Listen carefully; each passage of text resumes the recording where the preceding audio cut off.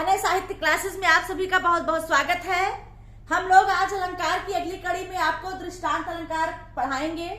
अलंकार लंबा चैप्टर है, इसलिए टाइम लगेगा। एक अलंकार हम आपको पढ़ा रहे हैं जिससे कि आप लोग आसानी से समझ जाएं, आप पर किसी प्रकार का लोड ना हो। दृष्टांत अलंकार होता है, परिभाषा देखिए, जहां पहले कोई बात कहकर उससे मिलती जुलती बात द्वारा दृष्टांत किया जाए, लेकिन समानता किसी शब्द द्वारा प्रकट ना हो, वहां दृष्टांत अलंकार होता है। अर्थात जहां पहले कोई बात कही जाए, उसी से मिलती जुलती बात को उदाहरण के रूप में फिर हम दृष्टांत के रूप में दिखाएं उसे, लेकिन उसमें किसी भी शब्द द्वारा समानता ना हो, वहां दृष्टांत अलंकार होता है। अथवा दूसरा परिभाषा है इसका, जब दो वाक्यों में बिंब प्रतिबिंब भाव, मतलब एक का प्रतिबिंब दूसरे में दिखाने का प्रयास किया जाए, बिंब प्रतिबिंब भाव हो, अर्थात एक बात कहकर उसी के समान दूसरी बात पहली के उदाहरण में के रूप में कही जाए। एक बात कह करके पहली के उदाहरण में दूसरी बात कही जाए, वहां दृष्टांत अलंकार होता है। लेकिन वहां पर एक वाक्य में दूसरे वाक्य का बिंब और प्रतिबिंब दिखता रहे कि वो, लेकिन उसमें शब्द की समानता ना हो। एक वाक्य दूसरी वाक्य के उदाहरण के रूप में आए, कही जाए, सामने आए, वहां पर दृष्टांत अलंकार होता है। जैसे सठ सुधरहि सत्य संगत पाए, पारस परस कुघात सुहाए। कह रहे हैं क्या 60 लोग जो होते हैं, दुर्जन दुष्ट लोग होते हैं, वो अच्छे लोगों की संगत पाने पर क्या वो सुधर सकते हैं? उसी प्रकार से जिस प्रकार से पारस पत्थर का साथ पाने पर कुघात जो है वो उसका जो है उसमें चमक आ जाता है, वो सुधर जाता है। तो इस प्रकार से ये संभव नहीं है। न सठ के संगत पाने पर, सत का संगत पाने पर, संत का संगत पाने पर सठ सुधरते नहीं है। उसी प्रकार से पारस पत्थर पे लगने से कुघात में अच्छाई नहीं आती है। दोनों एक वाक्य दूसरे वाक्य को प्रतिबिंबित कर रहे हैं, समानता कहीं नहीं। ये पारस की बात हो रही, यहाँ सत और सठ की बात हो रही, संत और सठ की बात हो रही। दूसरा है, एक म्यान में दो तलवारें कभी नहीं रह सकती है, किसी और पर प्रेम नारी आपत्ति का क्या सह सकती है।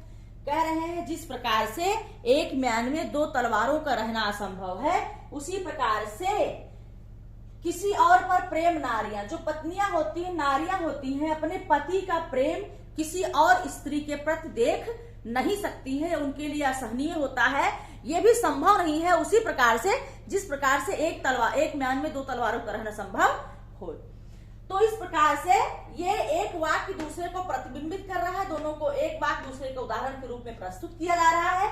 लेकिन यहाँ पर वाक्यों में, शब्दों में किसी प्रकार की समानता नहीं है। यहाँ एक म्यान की बात कही जा रही है, म्यान में दो तलवारें नहीं रह सकती है। उसी प्रकार से जिस प्रकार से एक पत्नी अपने पति के से दो पत्नियों का प्रेम नहीं देख सकती है। दूसरी है, अगला उदाहरण है, बिगड़े बात बने नहीं लाख करो किम कोय, रही मन फाटे दूध का मथे न माखन होय। बिगड़े बात बने नहीं लाख करो किम कोय, रही मन फाटे दूध का मथे न माखन होय।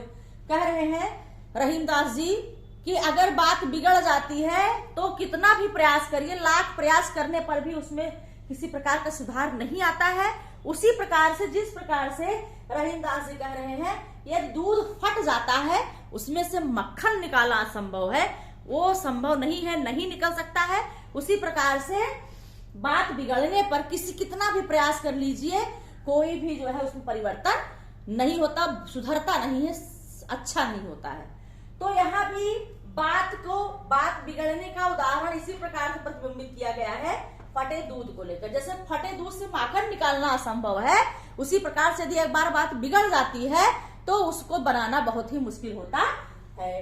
तो यहाँ पर ये दृष्टांत अलंकार कि दो वाक्यों में बिंब प्रतिबिंब भाव हो, एक वाक्य में दूसरा वाक्य दिखाई पड़े, शब्दों की समानता ना हो, वाक्यों की समानता ना हो, एक बात कह करके दूसरी बात उसी के उदाहरण में के रूप में कही जाए, दृष्टांत अलंकार होता है।